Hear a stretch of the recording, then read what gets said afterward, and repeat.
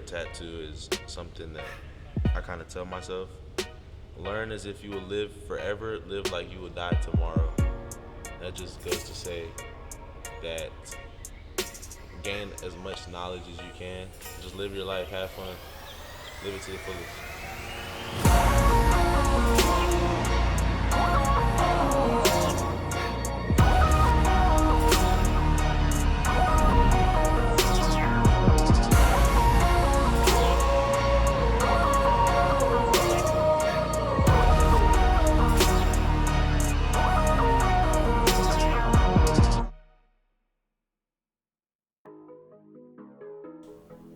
What advice I'd give to high schoolers that want to be in my shoes? It's something Coach Sweeney actually says to us almost like every day.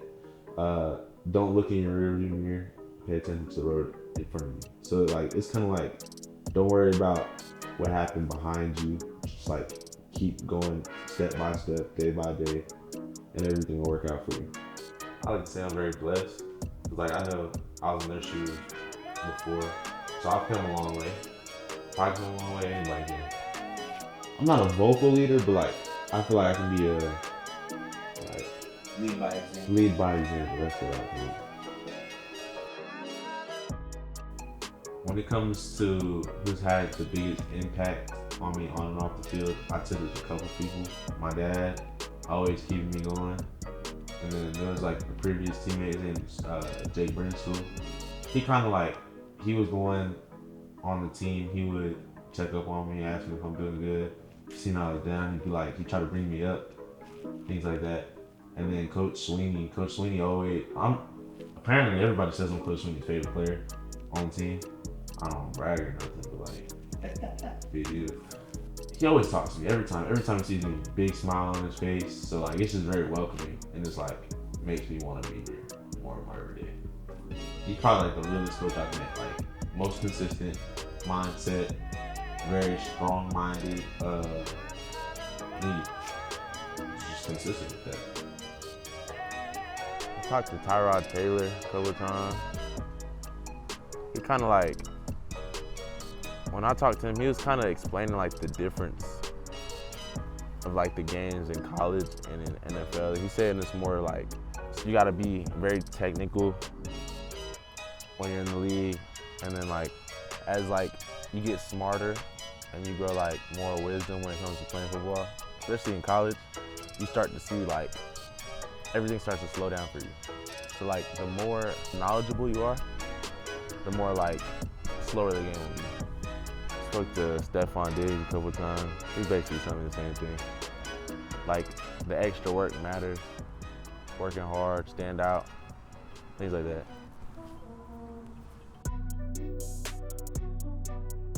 I think NIL truly helps because a lot of people come from high school with like, a lot of people don't have money coming out of high school.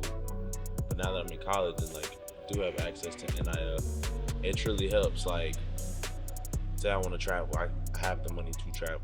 Or say like, I need a car, I have the money to buy a car. Or if my parents need to travel or whatever, like just having the money like available is truly like, it's a blessing.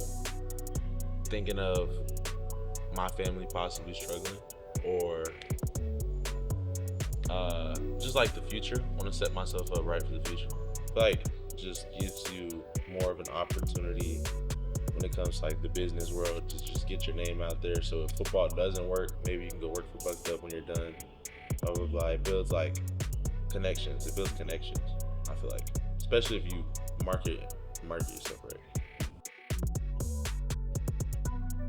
Might do something with property, to be honest. I feel like that's a good like way to bring in money.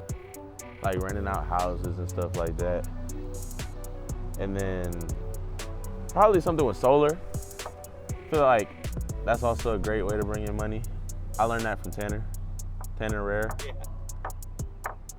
I have tons of help when it comes to stuff like that. I have like tons of like role models, not role models, but like mentors who are willing to teach me when it comes time. Shout out to Matt too, Matt Baldwin. He's been reaching out to me about houses and stuff like that. He recently started teaching me about like buying property and like how you can take out loans or whatever, stuff like that. So I appreciate him and Tanner. Probably to start off with, it'll probably be like athletic gear, and then hopefully get into like street clothing, cause like that's what I like to wear now, street clothing. And people around my age and a little bit older tend to wear street clothes. Fashion's a hot thing now, a hot topic. There's always gonna be something flashy in my outfit, something always. And like I also like looking like the part when I go out. Like I want to attract people with my outfit. So like I like something to stick out. My all brown Travis Scott's Jordan 1 lows with pink laces. Those. I have a 1 of 250 pair of Asics. My first ever Louis Vuittons that I bought, which are gray and white trainers. You're a car guy, huh? Yeah. So I plan to have at least 5 car garage. I'm going to have a Hellcat Durango, a Nissan GTR. I might have a truck. I'm not sure what truck yet, but I know I want a truck. Cadillac CT5 Blackwing. And then I'm low-key thinking the Cadillac, the big Cadillac, the SUV. My art class painted this for me. My last day of school. Oh, really? Yeah, and they all like sign their names and good luck and stuff on the back. If I ever need something positive, I take this off the wall and I look at the back of it. Just tell myself, people still like hope for the best for you. My guilty pleasure is a song called Just Fine by Mary J. Blige. Yeah, Mary J. Blige. Okay. Yeah. When does that tune come on? Whenever I'm in the car and I feel energetic. Okay. Getting the camera on our face, showing our reaction and stuff. Because it was a blind reaction. I think I had called my dad and I was like, oh, I have something in my hair with the ring on my finger. And he started laughing. It's on the Clemson football days. Yeah.